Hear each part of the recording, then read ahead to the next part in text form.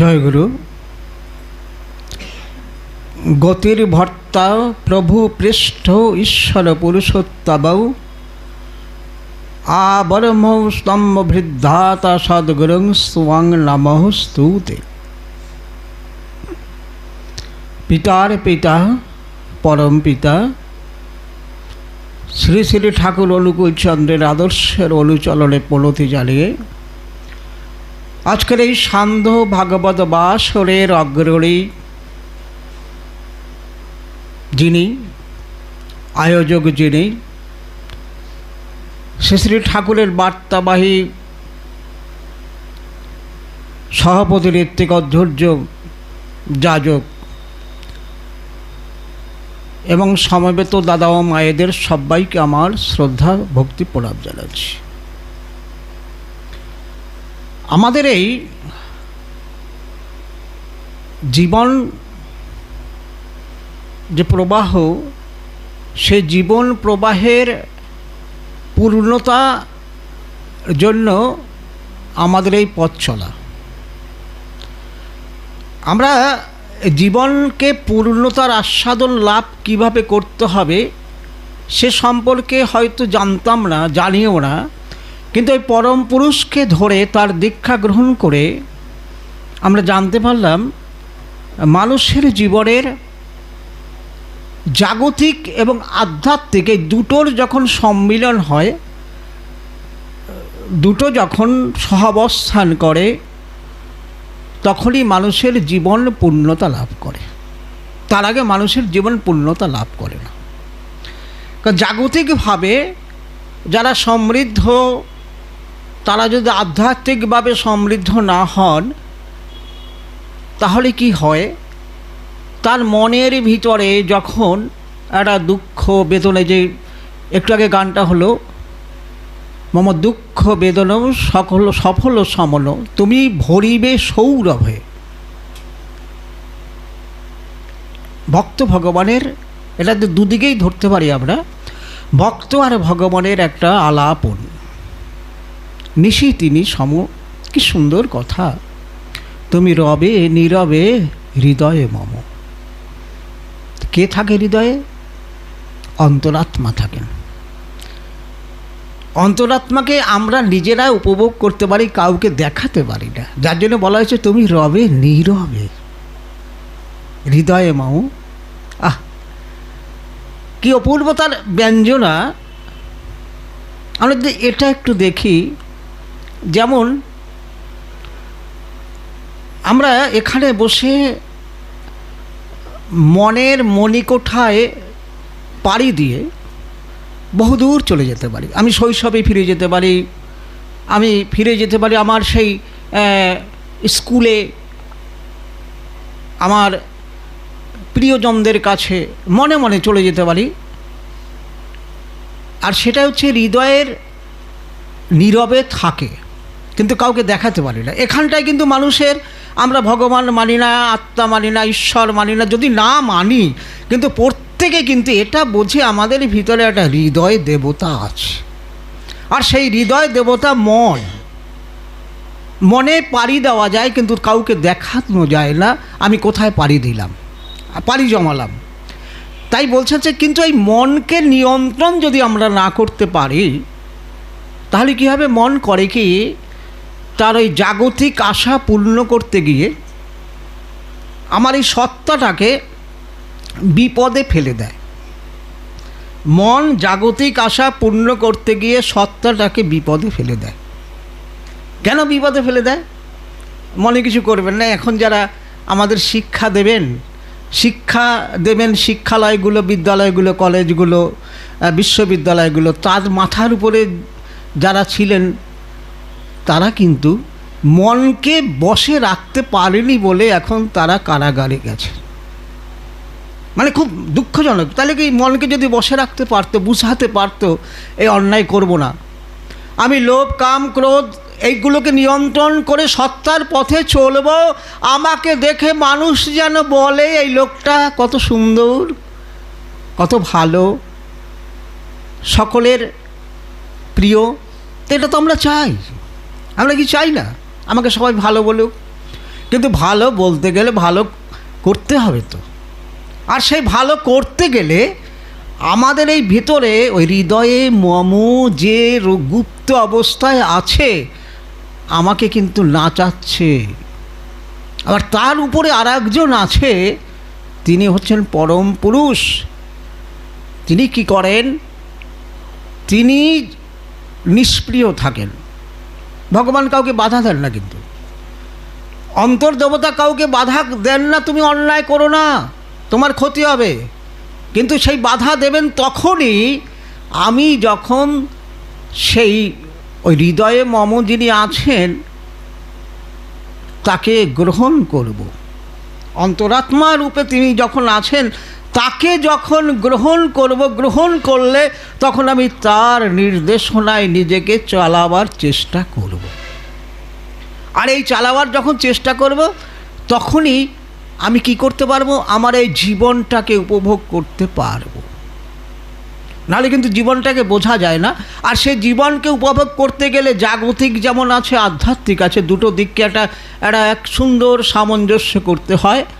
আর সেটা করার জন্য কি হচ্ছে, এটা হচ্ছে জীবনকে পরিপূর্ণ করতে কি লাগে?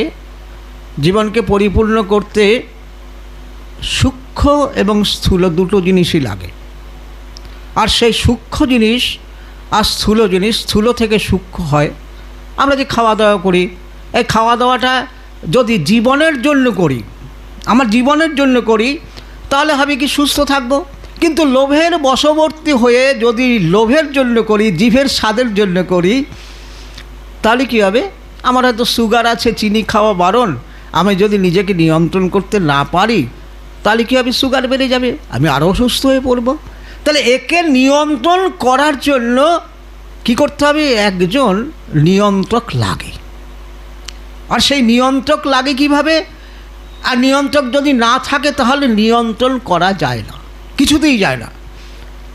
সেই জন্য সুন্দর ঠাকুর বললেন, এই পুস্তকগুলোতে প্রথমেই দেওয়া আছে যে সত্তা সচ্চিদানন্দময়।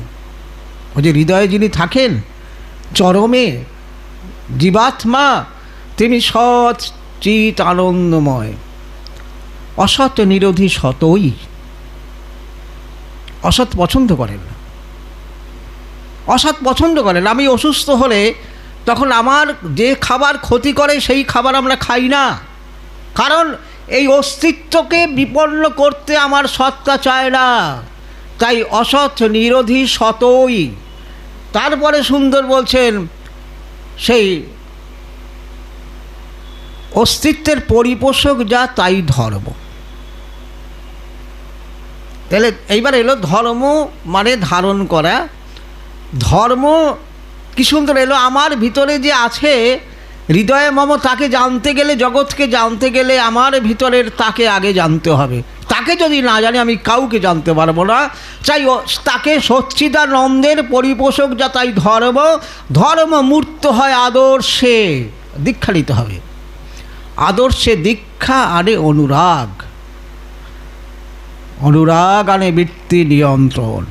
কি অপূর্ব কথা! বৃত্তি মানে কি? লোভ কাম ক্রোধ যেটা আমাদের ক্ষতি করে, বন্ধুরূপী শত্রু। বৃত্তি হচ্ছে বন্ধুরূপী শত্রু। কীরকম? যেমন হয়তো আমার শরীর খারাপ, আমার অম্বল আছে, অম্বলে এমন হয়তো ফুচকা খাওয়া বারণ আছে। এইবার আমার বন্ধুবান্ধব বলে একদিন খা, কিচ্ছু হবে না। আমি ফুচকা খেলাম, টক জল খেলাম, এইসব খাওয়ার পরে বাড়িতে গিয়ে অম্বলটা আরও বেড়ে গেল। তাহলে কি দাঁড়ালো? যে বৃত্তি নিয়ন্ত্রণ হলো না। কিন্তু আমি যদি ওই ঠাকুরের আদর্শের দীক্ষা যদি অনুরাগ থাকে, সে অনুরাগের জন্য আমি বলবো না আমার প্রভুর বারণ আছে, সদাচার সম্পন্ন নয় এবং আমার এই ইষ্ট খুশি হবেন না এমন কোনো জিনিস আমি খেতে পারবো না। তাহলে আমি সুস্থ থাকলাম। তাহলে এইটাই হচ্ছে এই অনুরাগ আনে বৃত্তি নিয়ন্ত্রণ, বৃত্তি নিয়ন্ত্রণ আনে ধৃতি। তখন বুঝতে পারি। আর ধৃতি আনে সহানুভূতি, সহানুভূতি আনে সংহতি, সংহতি আনে শক্তি, শক্তি আনে সম্বর্ধনা। এক এক করে স্তর করে দিলেন। একটা মানুষকে সুন্দরভাবে তার একটা রুটিন, একটা টিউনিং করে দিলেন। একবারে মাথার চুল থেকে পায়ের নখ পর্যন্ত পরিপূর্ণ মানুষটার, সে মানুষটা বাইরে একরকম দেখতে, তার ভিতরে একটা অন্তর্জগৎ আছে রবে নীরবে। সে নীরবের অন্তর্জগৎ কেউ দেখতে পায় না, তাকে নিয়ন্ত্রণ করবে কে? আমার এই ইন্দ্রিয়, চক্ষু কর্ণ নাসিকা জিহ্বা ত্বক, শব্দ স্পর্শ রূপ রসগন্ধ, তার উপরে আছে অতিরিন্দ্রিয় মন। সেই মনকে নিয়ন্ত্রণ করে ওই জীবাত্মার কাছে এমনভাবে জীবাত্মাটাকে রক্ষা করতে হবে সে পরমাত্মার পথে যাতে চলে। আর এটাই হচ্ছে জীবনের চৈতন্য। আর এই চৈতন্য যদি না হয়, মানুষ এই জীবনকে উপভোগ করতে পারে না। মানুষ এই জীবনকে উপভোগ করতে পারে না, জানে না। সুন্দর ঠাকুর অনুকূলচন্দ্র সুন্দরভাবে বলছেন, অপূর্ব ছোট্ট একটি কথা বলছে, পিঁপড়েরা, বড় বড় পিঁপড়ে দেখবেন, গুড়ের হাঁড়ি, গুড়ের বাড়িতে হাঁড়ি রাখলে দেখবেন তার ভিতরে বড় বড় পিঁপড়ে গুড় খেতে আসে। সে গুড় খেতে আসে যারা খুব চালাক, তারা করে কি, সুন্দরভাবে রসটাকে শোষণ করে গুড়টাকে শুকিয়ে নিয়ে খায়। আর যারা খেতে জানে না, তারা কি করে, তাড়াতাড়ি খেতে গিয়ে তার যে শতপদ পা আটকে মারা পড়ে। দেখবেন গুড়ের হাঁড়ি তো অনেক পিঁপড়ে মরে থাকে, তাহলে খেতে জানে না। তা তাহলে আমাদের চৈতন্য যদি হয়, ওদের ওই চালাক যে সে খেতে জানে, আর চালাক যে না সে খেতে জানে না। আর এই কথাটা একটা মানে আমাদের প্রাচীন সমুদ্র মন্থনে কি উঠেছিল, বিষও উঠেছিল, অমৃত উঠেছিল। বিষ হলাহল স্বয়ম্ভু শিব তিনি পান করেছিলেন। আর সেই অমৃত যেটা উঠেছিল, সেই অমৃত কিন্তু দেবতারা ভাগ করে তাদের দিয়েছিলেন। কশ্যপ তার সন্তানদের ডেকে বললেন, এই না এই অমৃত ওদের দিতে যাবে। তখন দৈত্য যারা, এখানে একটু বুঝতে হবে, কশ্যপের 13 জন স্ত্রী ছিল, তার মধ্যে অদিতির যারা সন্তান তাদের বলা হতো আদিত্য। এই যাদের দেবতা বলি ইন্দ্র, বরুণ, এইসব যমেরা সব আদিত্য। আর যারা ঠিক সত্তা পোষণী চলনে চলতো না, তারা ছিলেন দৈত্য। যারা হিরণ্যাক্ষ, হিরণ্যকশিপু, এরা ছিল দৈত্য। তো উভয়কে বলেছে তোমরা খাও। তো ওরা করলো কি, বাবাকে বললো তোমরা সবই ওই দাদাদের দাও, অর্থাৎ দেবতা যারা তাদের দাও, দাদা হয় সম্পর্কে, আমাদের উপেক্ষা করো। বাবাকে বললেন আমাকে উপেক্ষা করো, আমাদের খেতে দাও না। বলে তোমরা এই অমৃত আহরণ করার, অমৃত আস্বাদন করার মতো উপযুক্ত হওনি। বলে তুমি দিয়ে দেখো না, দাও আগে। তখন অমৃত রেখে কি বলেছে, তোমরা খাও, কিন্তু একটা শর্ত আছে, তোমাদের এই হাতটাকে একটা বেঁধে দেবো। হাতটাকে এরকম একটা সুন্দর একটা চটি দিয়ে বেঁধে দিয়েছেন লম্বা, এরকমভাবে সবাইকে এরকম ঘুরে বসেছে, অমৃত একটা জায়গায় রেখেছে। এবার খেতে দিয়েছে। ও করেছে কি, ওই অমৃত একটু হাতে নিয়েছে, মনে করলে একজন হাতে নিয়ে যেই মুখে দিতে গেছে, পারছে না নিজের মুখে দিতে, সে এরকম হাতটা লম্বা হয়ে পাশের ভাই যে ছিল তার গালে লেগে গেছে। আর সে রেগে গেছে, তুই আমাকে চর মারলি। এবার সবাইকে, এবার তুমি খাও, সবাই ওই রকমভাবে রেগে গেছে, চর মারলি, নিজেরাই মারামারি আরম্ভ করে দিয়েছে। তখন পিতা বললেন, যাও, দেখলে তো তোমরা ডিসকোয়ালিফাইড হয়ে গেলে, তোমরা অমৃত খেতে পারলে না। এবার দেবতাদের ডাকলো, দেবতারা পিতাকে প্রণাম করে সুন্দরভাবে আসন করে বসলেন, আচমন করলেন। আচমন করে অমৃত ওই রকমভাবে তাদেরও হাত বেঁধে দিয়েছে। সে করছে কি, আস্তে অমৃতটা নিয়ে পাশে যে ভাই আছে তার মুখে দিয়েছে, আর অপর ভাইকে দিয়েছে। প্রত্যেকের মুখে মুখে এরকমভাবে এক একজনের মুখে মুখে দিয়েছে। সবাই উপভোগ করলো অমৃত তার জন্য। আর সেই থেকেই কিন্তু ভারতবর্ষের ধর্ম, অন্যে বাঁচায় নিজে থাকে, ধর্ম বলে জানিস তাকে। অন্যকে না বাঁচালে নিজেরা বাঁচা যায় না, সেটা প্রমাণিত সত্য। আর ঠাকুর অনুকূলচন্দ্র এই জায়গাটায় আমাদের সকলের প্রয়োজন। কেন প্রয়োজন? আমাদের জ্ঞানের প্রয়োজন, জানার প্রয়োজন। আমি কে জানতে হবে। জীবনটাই মানব জীবন। 84 লক্ষ জনি ভ্রমণ করার পরে এই মানব জীবন, এই জীবনকে পরিপূর্ণ আস্বাদন করতে হবে না? আমাদের পূর্ববর্তী অবতার পুরুষ শ্রী রামকৃষ্ণদেব অসুস্থ রয়েছেন, কাশীপুর উদ্যান বাটিতে ভক্তরা সমবেত হয়েছেন। পয়লা বৈশাখ, আর দুঃখিত, ওটা হবে পয়লা জানুয়ারি। পয়লা জানুয়ারি কল্পতরু উৎসব। সবাই ঠাকুর কল্পতরু হবেন, ঠাকুর কল্পতরু হবেন সবাইকে বলেছেন। সবাই ভক্তরা সমবেত হয়েছেন। ঠাকুর অসুস্থ অবস্থায় নেমে এসে সবাই মনে করেছিল আমাদের সকলের মনের আশা পূর্ণ হবে। আমাদের মনে কত আশা আছে না, কত আশা, দেহি দেহি ভাব, এই ভাবটা আছে সকলের। আমার তাই চাই, এখনও দেবদেবতার কাছে মানত করি, এটা দিও, ওটা দিও, ওটা দিও, ওটা দিও, এটা ভাব আছেই। কিন্তু সেই জন্য বলছে ওরা চাইতে জানে না দয়াময়, ওরা কিন্তু চাইতে জানে না। ওরা চাহে ধন জন মান। তারা কি করে? যারা ধন মান জন ইত্যাদি পায়, ইত্যাদি চায়, কিন্তু যে অমৃত সে কিন্তু কেউ চায় না। তো তার সামনে ওরকম চাইতে গেছেন, আর ঠাকুর এরকম দুহাত নামিয়ে আশীর্বাদের ভঙ্গিতে সবাইকে বলল, তোমাদের চৈতন্য হোক। তোমরা জানো না কি চাইবে। তোমরা যা জানতে চাইছো, তোমরা যা চাইছো সেটা তোমাদের কাম্য হতে পারে না। ওর ভিতরে অমৃত নেই, মৃত পদার্থ রয়েছে। তারপরে বললেন, আমি ভক্তদের পার্শ্বদের সব জ্ঞান দিয়ে গেলুম না, আমায় শীঘ্রই আবার আসতে হবে। তখন যারা না আসবে তাদের আর মুক্তি হবে না। চৈতন্য চরিতামৃতে কথাগুলো আছে। শীঘ্র এসে কী করলেন? আমাদের দিলেন, চৈতন্য দিলেন। কিচ্ছু দেয়নি ঠাকুর অনুকূলচন্দ্র, আমাদের টাকা পয়সা কিচ্ছু দেয়নি, ধন দৌলত কিচ্ছু দেয়নি, কিন্তু চৈতন্য দিয়েছেন। অর্থাৎ আমার ভিতরে যে সম্পদ, মানব সম্পদ, চরম সম্পদ, পিতৃদত্ত, ঈশ্বর দত্ত যে সম্পদ আমি নিয়ে জন্মেছি, সেটাকে কিভাবে আমি কাজে লাগাবো, সেই শিক্ষাটা দিলেন চৈতন্য। কি দিলেন? আমরা যারা দীক্ষা গ্রহণ করেছি, দীক্ষা গ্রহণের সাথে সাথে সাথে অনেক কিছু করিয়েছেন, আসন করিয়েছেন, সব আসন শিখিয়েছেন ঋত্বিক দেবতা।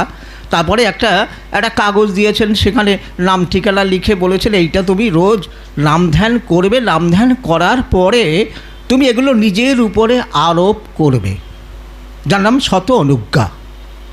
খুব সুন্দর ভাষা ঠাকুরের, মানে অটো সাজেশন। অর্থাৎ তুমি যে চৈতন্য লাভ করবে, যা সম্পদ লাভ করবে, সেটা তোমারটা তুমি নিজে লাভ করবে। আমি কি করলাম? আমি তোমাকে উৎস দেখালাম, তোমাকে পথ দেখালাম। তার জন্য আমাদের এই নাম ধ্যান করার পরে প্রণাম জানিয়ে বলতে হয়, আমি অক্রোধী, আমি অমানি, আমি নিরলস, কাম লোভ জিত বসি, আমি ইষ্টপ্রাণ, সেবা পটু, অস্থি বৃদ্ধি যাজল জৈত্র পরমানন্দ, উদ্দীপ্ত শক্তি সংবৃদ্ধ তোমারই সন্তান, প্রেম পুষ্ট চিরচেতন, অজর অমর, আমায় গ্রহণ করো, আমার প্রণাম লও। আমরা খুব সহজে এটা পেয়েছি, কথাগুলো আরোপও করি, কিন্তু একটু ভেবে দেখুন তো এর ভিতরে অর্থটা কী আছে। এর গূঢ় অর্থ চৈতন্য লাভ আমাদের সম্পদ দিয়ে দিলেন। অর্থাৎ তুমি তোমার ভিতরে যে ক্ষতিকারক জিনিসটা আছে, লোভ, যেটা তোমাকে ক্ষতির পথে নিয়ে যায়, আবার এই লোভ এটা আছে বলে তুমি বাঁচতেও পারো, বাঁচতে গেলে খেতে হবে, আর সেই খাওয়াটা যদি সত্তা পোষণী হয় তুমি সুন্দরভাবে বাঁচবে, আর সেই খাওয়া যদি সত্তা বিধ্বংসী হয় তাহলে তুমি সত্তাকে রক্ষা করতে পারবে না। তাহলে আমি অক্রোধী, আমি অমানি, কথাগুলো কেন? এই ক্রোধ, হিংসা, ক্রোধ থেকে হিংসা আছে, ক্রোধ থেকে হিংসা আসে। আর হিংসা কি করছে? আজকে বর্তমান এখানে গোলাগুলি, মারামারি, বোমাবাজি, হত্যা এসব চলছে, সবই কিসের জন্য? ক্রোধের জন্য। তাহলে লোভ, কাম, ক্রোধ এগুলো নিয়ন্ত্রণ না করতে পারলে আমরা শান্তি পেতে পারি না। তা সেটাকে নিয়ন্ত্রণ করতে শেখালেন এই ঠাকুর অনুকূলচন্দ্র। তাই বললেন, এই আমি অক্রোধী, তুমি এরমভাবে ক্রোধ নিয়ন্ত্রণ করো। তুমি তোমার ঠুনকো মানকে নিয়ন্ত্রণ করে প্রভুর গুণগান করো। তুমি অলসতা ত্যাগ করে তুমি কর্মে অটুট থাকো, অর্থাৎ ইষ্ট কর্মে। তোমার এই কামনা, লোভ সেগুলোকে নিজের বশে নিয়ন্ত্রণে রাখো, যেন কারোর ক্ষতি না করে, তোমার নিজেরও ক্ষতি না করে। তারপরে কী হবে? ইষ্টপ্রাণ এটা নিয়ন্ত্রণ করার জন্য মঙ্গল প্রাণ, ইষ্ট কথা, ইষ্ট চলায় তোমাকে চলতে হবে। তাই বলছে আমি ইষ্টপ্রাণ, সেবাপটু, সবাইকে সেবা করবো। ঠাকুর অনুকূলচন্দ্রের যে বিধান, আমরা এ নিয়ে অনেক রকম অনেক কথা হয়। ইষ্টভৃতির যে বিধান, সেইটা সেবার মাধ্যমে অর্জন করতে হবে। কি অপূর্ব কথা! সেবাপটু, সেবা দিয়ে অর্জন করতে হবে। কীরকম সেবা? ঈশ্বর অনুধ্যায়িতা নিয়ে গণহিত অনুচর্যায়, সবাইকে ভগবান ভেবে সেবা দিয়ে অর্জন করতে হবে। তাহলে কি হচ্ছে? আমার অভাব কিন্তু দূর হলো। সেবাপটু অস্তি বৃদ্ধি, অস্তিত্ব বৃদ্ধির পথে চলল। জীবন যা জল জৈত্র, অর্থাৎ তার কথা বলতে হবে। বলে কি হবে? যা জল জৈত্র পরমানন্দ, পরমানন্দে থাকবো। রোগশোক ব্যাধি জরা দূরে পালাবে। উদ্দীপ্ত শক্তি সমৃদ্ধ, তোমারই সন্তান প্রেম পুষ্ট, তোমার প্রেম দ্বারা পুষ্ট। তারপরে কথাটা খুব কঠিন, চিরচেতন। চেতনাটা কি? চেতন হচ্ছে আমরা যে কথা বলছি, এটা হচ্ছে চেতন স্তর। আমরা যখন ঘুমিয়ে পড়ি এটাকে অবচেতন স্তর। ঘুমিয়ে পড়লে আমাদের জ্ঞান হারা হয়ে যায়, আবার যখন জাগি আবার জ্ঞানে চলে আসি। ঠাকুর কিন্তু চিরচেতন স্তরে নিয়ে গেলেন আমাদের, চিরচেতন স্তরে নিয়ে গেলেন। কেন নিয়ে গেলেন? চিরচেতন কে থাকে? জীবাত্মা থাকে। আমাদের চেতনতা যখন ব্লকড হয়ে যায় আমরা মরে যাই কিন্তু। আর ঠাকুর চাইলেন তুমি নাম ধ্যান সাধন ভজন করতে করতে চিরচেতন তোমার যদি থাকে আজ্ঞাচক্রে, তুমি যদি ওই তার ইষ্ট ধ্যান করতে পারো, চেতন স্তর ঠিক থাকে, তুমি কি হবে? অজর হবে। তুমি অজর থাকবে, অমর থাকবে। চিরচেতন থাকলে অজর অমর, আমায় গ্রহণ করো। অর্থাৎ আমি জীবাত্মায় পৌঁছে গেছি। এই শরীর ছেড়ে ঠাকুর কোথায় নিয়ে গেলেন? জীবাত্মার ভিতরে নিয়ে চলে গেলেন। আমায় গ্রহণ করো, আমার প্রণাম লও। কত উচ্চ স্তরের কথা! একটা মানুষকে পরিপূর্ণ মুক্তির আস্বাদন দিয়ে দিল ঠাকুর, অনন্ত জীবনের অধিকারী করে দিল। তার জন্য আমাদের এই যে সাধন ভজন করে আমাদের জৈবিক তাগিদগুলোকে নিয়ন্ত্রণ করতে হবে। কীরকম? একটা মানুষকে সুস্থভাবে থাকতে হলে ওষুধপত্র কিচ্ছু দরকার নেই, সত্যি দরকার নেই। এমন কোনো টাকা পয়সা রোজগারেরও দরকার নেই। যে রোজগার করব সত্তা পোষণে, আমার বর্ণ অনুযায়ী বর্ণানুগ রোজগার করব। কিভাবে? সেবার মাধ্যমে। কোনো ছোটাছুটি করার দরকার নেই। ঈশ্বর অনুধ্যায়িতা নিয়ে গণহিতে অনুচর্যায় তাদের যে অনুগ্রহ অবদান অর্জন করো। মানুষকে পীড়িত না করে, কাউকে পীড়িত না করে, নিজে পীড়িত না হয়ে যে সাধু উপায়, সেই সাধু উপায় ইষ্টে আগে নিবেদন করব। আর তার থেকে যা বাজবে সেটুকু দিয়ে ভরণ পোষণ করব আমার পরিবারের। কত সুন্দর ব্যবস্থা! জীবন শুরু, ভোরবেলা উঠে উষার আগে উঠবি, জেগে শৌচ শীতল হবি, নাম ধ্যান করব, প্রার্থনা করব, ইষ্টভীতি করব, থানকুনি পাতা খাবো। ঠাকুর বলছেন পারলে প্রতিদিন একটুখানি ওই আমানির জল খেতে। সবাই খাবেন খুব ভালো থাকার জন্য। আমানি কিভাবে হয় জেনে নেবেন। আমানির জল এ খাবার পরে কাজকর্ম সংসারে থাকলো। কীরকম কাজ? কাজটা ইষ্টের জন্য, বাজার হাট যা করব, রান্না ঠান্না যা হবে, মায়েরা যারা রান্না করবেন, কেন রান্নাটা করবেন? ঈশ্বরের ভোগ দেবেন, ঠাকুরের ভোগ দেবেন। তাহলে ঠাকুর কোথায় আছে? ঠাকুর সুন্দর শ্রী বিগ্রহ মন্দিরে ভেবে যত্ন করি শরীরটাকে, তিনি এই আজ্ঞাচক্রে আছেন, এই তার স্থান। এখানে থাকেন, ধ্যান করতে বলছেন, জাগ্রত রাখতে বলছেন। আর তাকে যদি এখানে জাগ্রত রাখা যায়, রোগ শোকে ব্যাধি জড়ায় আমাদের জর্জরিত হতে হয় না। তাহলে তার সেবা দেবার জন্য রান্না করতে হবে। আবার সেটা তখন বলছেন যখন খাবার আগে একটু তাকে নিবেদন করে নিতে হয়, ঈশ্বর উদ্দেশ্য, অর্থাৎ তার উদ্দেশ্যে, পিতৃপুরুষের উদ্দেশ্যে নিবেদন করে আহার্য গ্রহণ করতে হয়, সত্তাপোষ নিরামিষ আহার। আবার যে সন্ধেবেলা ঠাকুর বলছেন সূর্যে পাটে বসেছে, সন্ধ্যা যখন তামসী বিতানে ঘাটে পাটে ছড়িয়ে পড়েছে, সায়ন্তনী সূর্যকে বন্দনা করে তিনি পাটে বসেছেন, অস্ত যাবেন। সারাদিনের কাজকর্ম পরম পিতার কাছে নিবেদন করে সেখানে আমরা ধ্যানে একটু বসে তারপরে আহ্বানে দিয়ে পূর্ণাঙ্গ প্রার্থনা করব, সবাই মিলে তার পঠন পাঠন করব, হাততালি দিয়ে একটু কীর্তন করে নেব, শরীর সুন্দর থাকবে।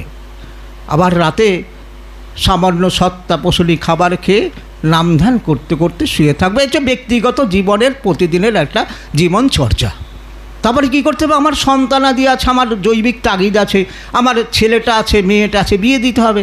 তো এবার ছেলেটাকে একটা পুরুষ সে যাতে আদর্শ বাবা হয়, আবার একটি মেয়ে যাতে আদর্শ মা হয়, সেই শিক্ষা ঠাকুর দিলেন।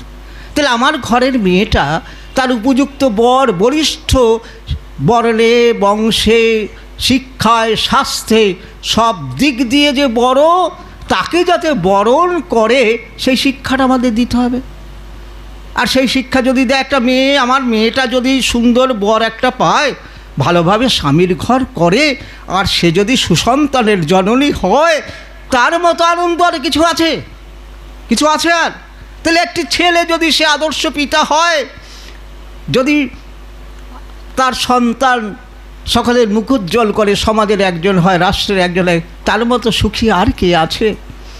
তার জন্য সেই মায়েদের রত্নগর্ভা, এই জাতি রক্ষা করে মায়েরা। এই নারী হচ্ছে, নারী হতে জন্মে জাতি, থাকলে জাত তবেই জাতি।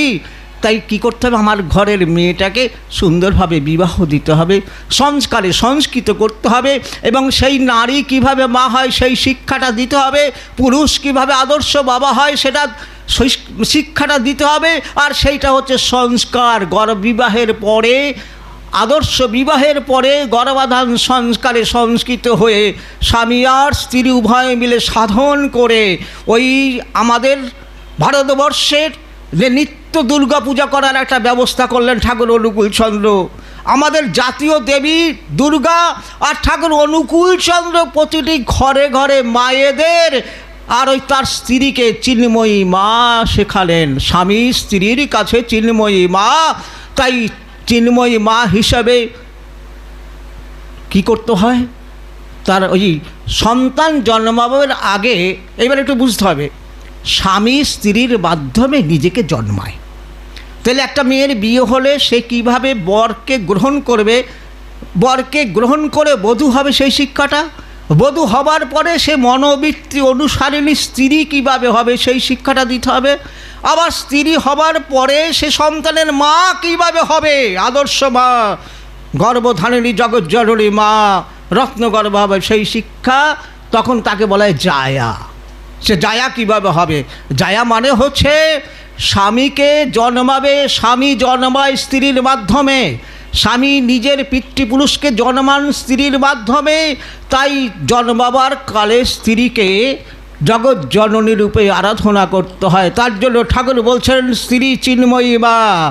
ওই গর্ভাধারণকালে নাভি মূল স্পর্শ করে বলতে হয় প্রসীদ মা জগৎ জননী, হে জগৎ জননী রূপে আমি তোমার মাধ্যমে জন্মাবো।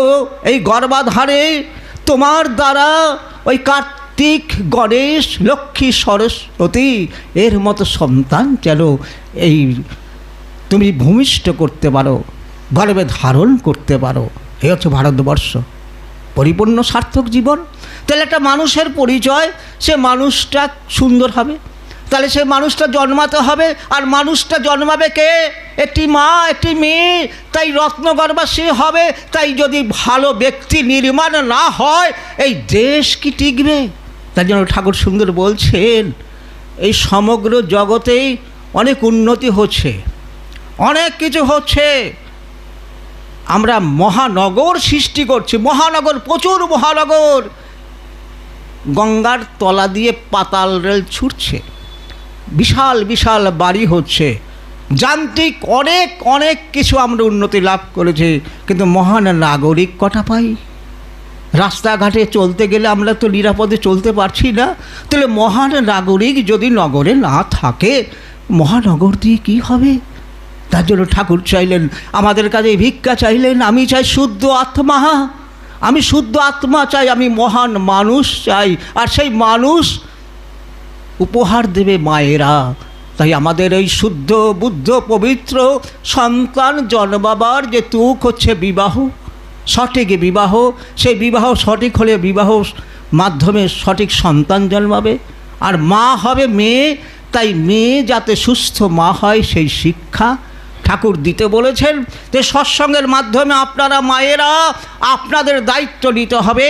আপনারা প্রতিটি ঘরে ঘরে ঘরে ঘরে আজকের ছোট্ট যে মা আছে, যে শিশু মা হয়ে আছেন, তার ভিতরে একটা পিতা জন্মে আছে, তার ভিতরে একটা সন্তান কিন্তু সুপ্তভাবে রয়েছে। সেই পিতা মাতা রূপে অর্থাৎ নারী পুরুষ সন্তান জন্ম দেয়, আবার নারী সন্তান জন্ম দেয়। সেই কীভাবে মা হবে আদর্শ, সেটা কিন্তু আমাদের শিখতে হবে। আর একটা জিনিস বুঝতে হবে, আমরা এখানে এটা শেষ করে আপনাদের সবাইকে আমার শ্রদ্ধাভক্তি প্রণাম জানিয়ে আর একটা একটু আলাদা বিষয়ে বলবো, দোল সম্পর্কে। এর পরবর্তী ভিডিওতে আমি একটু বলছি। সবাই আমার প্রণাম নেবেন, শ্রদ্ধা নেবেন, ভক্তি নেবেন। জয়গুরু, বন্দে পুরুষোত্তম।